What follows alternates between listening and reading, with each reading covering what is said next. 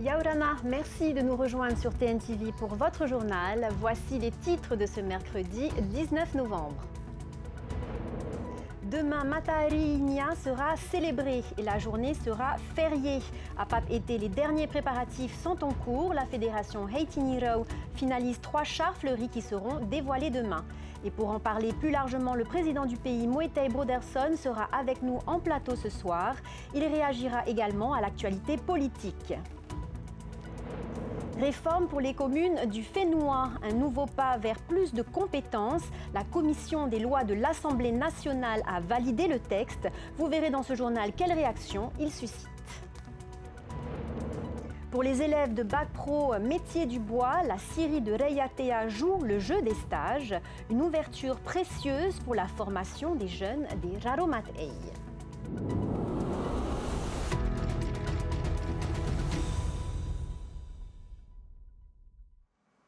C'est la dernière ligne droite. L'effervescence monte à Pape Été à l'approche de Matahari Inia. Demain, la fédération Heitinirau dévoilera 3 chars fleuris inspirés du passé, du présent et de l'avenir de la vie polynésienne. Malgré la pluie, les bénévoles sont à l'ouvrage. Désiré Teivao et Heimanu Manutei. Dans le parc Expo de Mamon, improvisé en atelier artisanal, chacun s'affaire à sa tâche. Un travail minutieux, entièrement réalisé à partir de végétaux récoltés pour l'occasion. Des feuilles, des fleurs et des fruits, tous sélectionnés pour donner vie au thème retenu par la fédération Heitinirau. On a le char de l'ancien temps, tout ce qu'il y avait à l'ancien temps. Là, on est en train de faire un petit fa'apo avec tout ce qu'il y avait dans la vallée. Et là, on n'a pas encore terminé. Là, on a un hima que demain, vous allez voir que ça va fumer et on va cuire le ouro là-dessus. Ben là, on a toute cette journée à faire et demain aussi pour terminer. Si on a encore des petites choses à rajouter. À côté, une autre équipe menée par Francesca est déjà bien avancée sur la décoration de son char. C'est le jardin d'aujourd'hui où on trouve toutes sortes de fleurs, que ça soit colorées ou unies, uniformes. Puis après, on va sur les plantes pour nous nourrir, comme le tumuru, les maniocs, ananas, peu de tout, des bananes. La décoration du 3e char est supervisée par la présidente de la fédération Heitinirau, Patricia Hoata. Dans le thème proposé par la fédération, ce char représente l'avenir, un futur optimiste placé sous le signe de la préservation de la nature et de l'abondance. Il y a des fruits, il y a des fleurs et c'est l'abondance dans toute sa splendeur. Alors pour demain, nous sommes prêts, mais c'est toujours un défi. Mais on remercie aussi le Seigneur aujourd'hui parce qu'il y a la pluie. Ça rafraîchit nos plantes, nos fleurs. Demain après-midi, à partir de 16h30, les chars de la fédération Heitinirau défileront sur le front de mer de Pape Été. Une manière de célébrer le passé, le présent et l'avenir et de rappeler que la culture polynésienne continue de s'épanouir. Et cette transmission culturelle, elle se vit aussi dans nos établissements. À Papara, ce matin, le collège s'ouvre pleinement à Matahari Inia. Des ateliers vivants, des gestes retrouvés et des élèves plongés dans les savoirs ancestraux. Une immersion que Hotuari Colombani nous fait découvrir. Une pluie abondante ce matin au collège de Papara pour l'arrivée de Matahari Inia, un signe de l'entrée dans la saison d'abondance qui n'a pas empêché les élèves de célébrer cet événement par les divers ateliers prévus pour eux, tressage, observation de constellations, préparation de hippo et bien plus encore. Et donc nous c'est la préparation du hippo de façon très simple, mais surtout avec beaucoup de coco râpé. Et pour célébrer Matahari Inia, on a pensé mettre aussi des fruits à l'intérieur. L'objectif est simple, transmettre aux jeunes les savoir-faire ancestraux, une manière de préserver les gestes et les récits liés à cette période clé du calendrier polynésien. L'école a un rôle fondamental justement dans la transmission de tous ces savoirs qui sont relatifs à Matahari. Pour ce qui est Matahari, c'est important. C'est la raison pour laquelle tous ces ateliers contribuent à la transmission de tous ces savoirs. Et justement, les élèves, nos enfants, sont des transmetteurs de savoir aussi également. C'est l'occasion pour nos élèves de renouer avec leur histoire, de comprendre les savoirs et savoir-faire ancestraux et de s'approprier en fait une forme d'héritage qui fait la richesse de notre Fénois.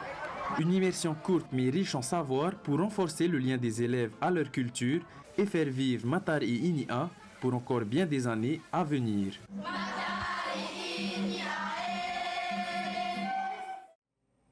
Et pour parler des festivités de Matahari Inia, notre invité ce soir, le président de la Polynésie, Moetei Broderson, Yaurana. Alors c'est la première fois que Matahari Inia est férié. Le pays a visiblement décidé d'en faire un événement hors norme. Pourquoi ce choix? Hors norme, je dirais pas ça, mais il faut bien marquer le coup pour cette première fois que Matahari Inia sera célébré. Notre idée, c'est de l'inscrire finalement dans la vie de notre peuple. Et pour ça, il faut mettre un peu de moyens, c'est vrai. Alors, on s'entend reprocher aux autonomistes d'en faire trop à l'occasion du 29 juin. Ne craignez-vous pas les mêmes critiques? Certainement, mais si vous voulez, il ne s'agit pas ici d'une fête politique, il s'agit ici d'une fête qui célèbre un marqueur historique, un marqueur culturel. C'est complètement différent. Alors une telle organisation suppose un coût, notamment le feu d'artifice. Combien le pays dépense-t-il pour ces célébrations? En tout, le budget qui a été prévu est de 26 millions, ce qui reste inférieur aux plus de 29 millions qui étaient autrefois dévolus pour le 29 juin. C'est une somme, mais cette somme, ce n'est pas ça, elle est reversée aux associations, à tous ceux qui participent. Vous savez, nous aurons plus de 1700 participants qui vont défiler sur l'avenue Pomaré 4, le boulevard Pomaré 4, et donc tout ça, ça a un coût, l'organisation, c'est cher, il faut nourrir les participants, voilà, c'est tout ça qui a un coût. Demain, le 29 novembre, sera un jour férié, notamment pour les fonctionnaires. Le 20 novembre, pardon. Le 20 novembre sera un jour férié, notamment pour les fonctionnaires du pays, mais pas pour tout le monde. Certains iront au travail comme un jour normal. Vous espérez que l'an prochain, tout le monde pourra profiter de sa journée du 20 novembre? Je n'espère pas, c'est une obligation. Nous avons prévu une période transitoire puisque certaines entreprises n'avaient pas fait référence à la liste officielle des jours fériés dans leur convention collective. C'est le problème qu'on a cette année. Donc elles devront réviser cette convention collective, elles ont un an pour le faire, et ensuite l'an prochain elles feront référence à la liste officielle des jours fériés. Donc le 20 novembre 2026 sera férié pour tout le monde. Alors, et justement, nous sommes allés vous demander ce que représente cette journée et pour qui elle devait être fériée. On vous retrouve.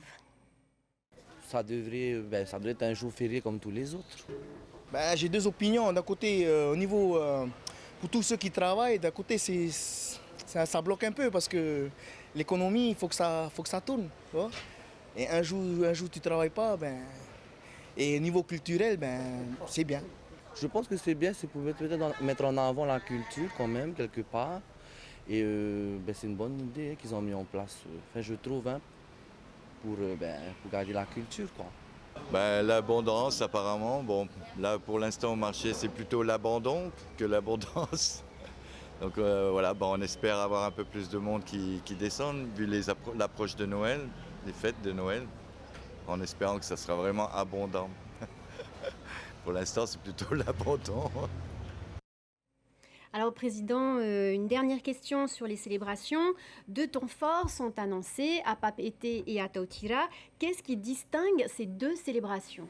Alors, ces deux célébrations sont effectivement un peu différentes l'une de l'autre. Papeete, on a voulu que ce soit les festivités, le côté populaire qui soit mis en avant. C'est pour ça qu'il va y avoir ce feu d'artifice, il y a ce bal populaire en fin de soirée, il y a ces défilés de chars fleuris, donc c'est un côté plus festif. À Tautira, nous avons voulu quelque chose de plus ancré dans la transmission des savoirs.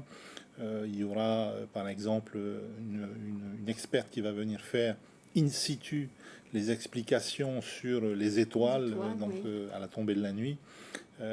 Donc avec des ateliers également de transmission pour les jeunes générations, beaucoup plus ancrés dans la culture et la transmission.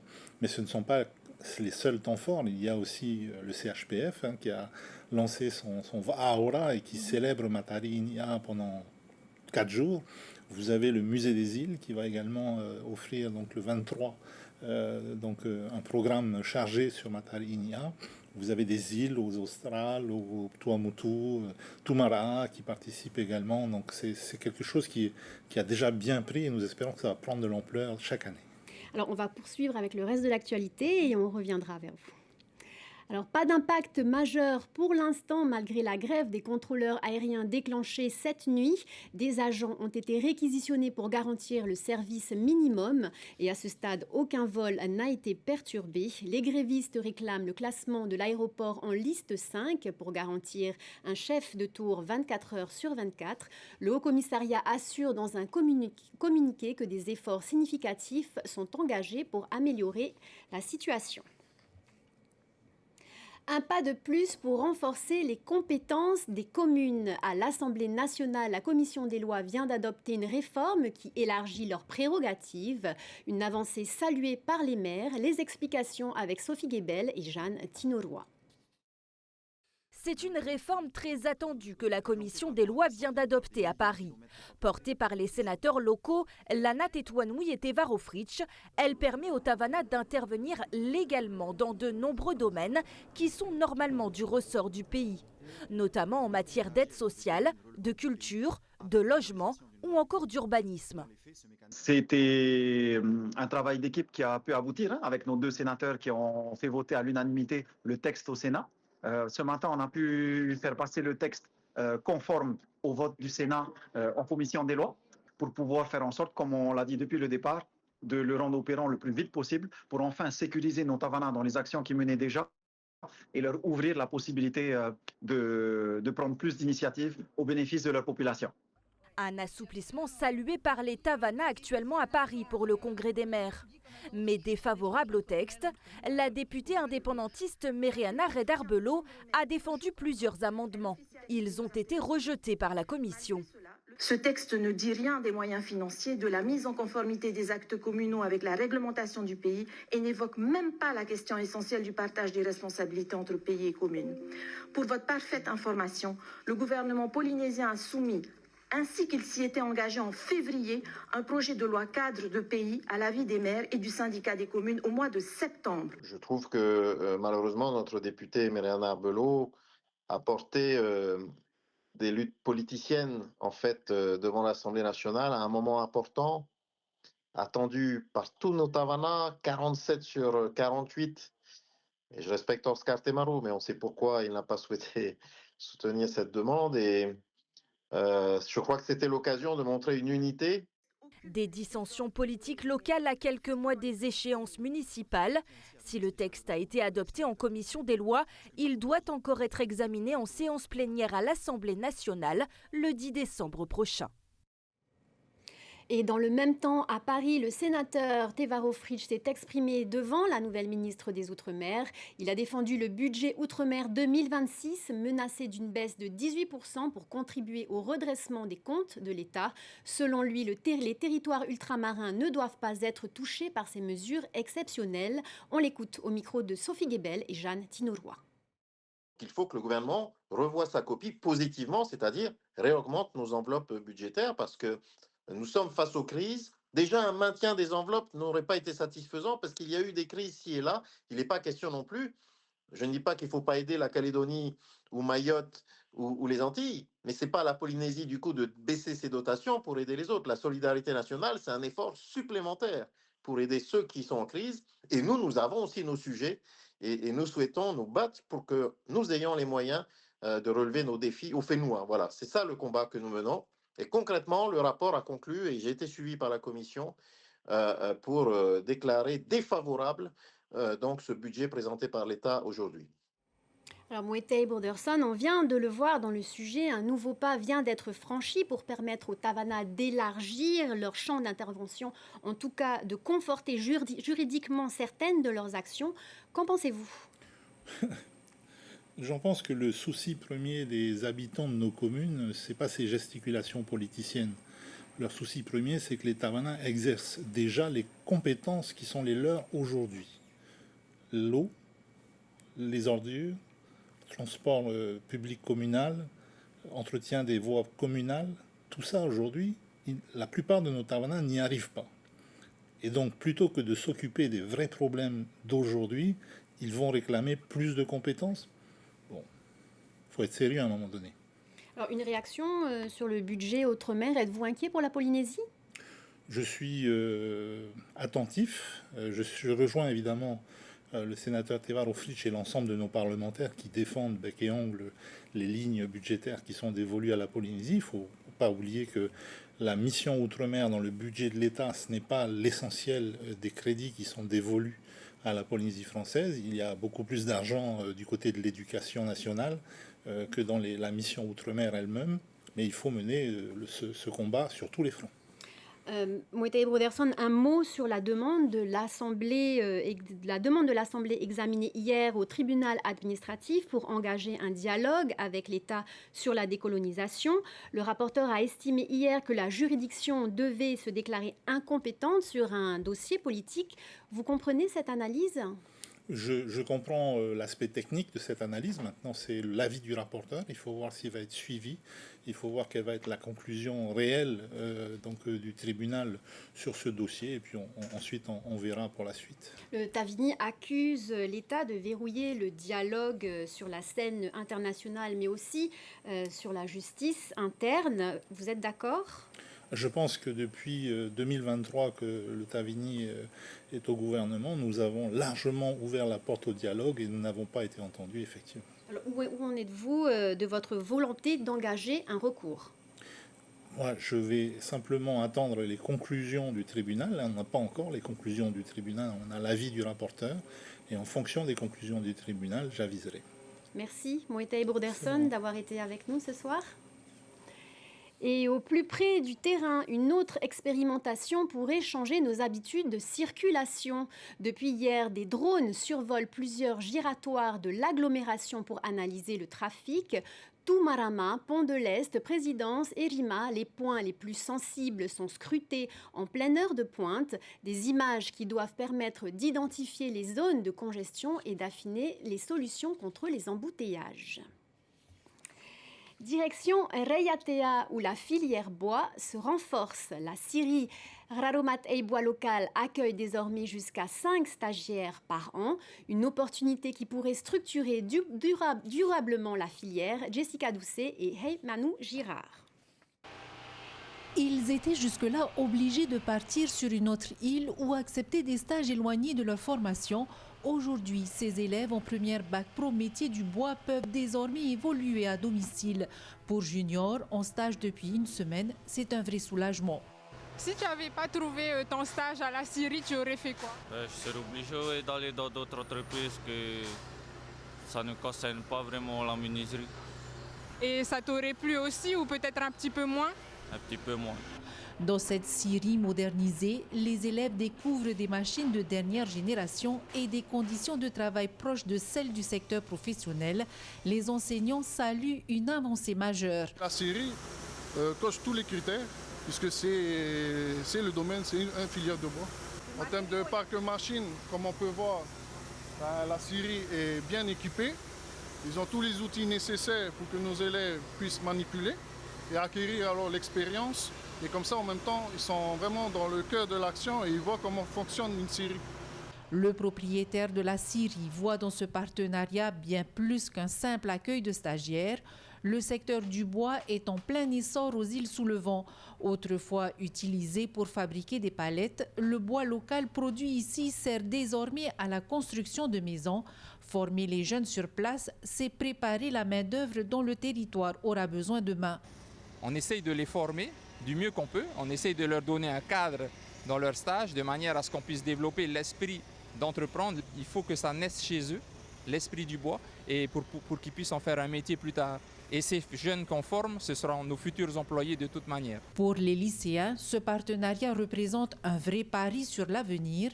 Découvrir le métier directement en entreprise, c'est se donner toutes les chances de trouver un emploi dans une filière qui ne cesse de se renforcer. Est-ce que tu veux faire ça plus tard?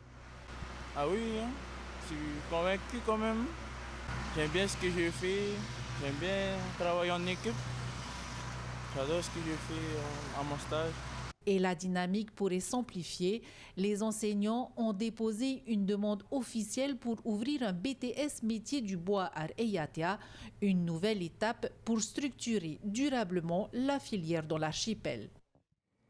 C'est la fin de votre journal. Merci de l'avoir suivi. Vos programmes ce soir de 0 à 100 km/h, puis la série Polynésie, le pouvoir des plantes revient avec un reportage sur le Metuapua. Très belle soirée à tous sur TNTV. À demain, même heure. Retrouvez ce journal en replay sur notre site internet et notre application mobile TNTV.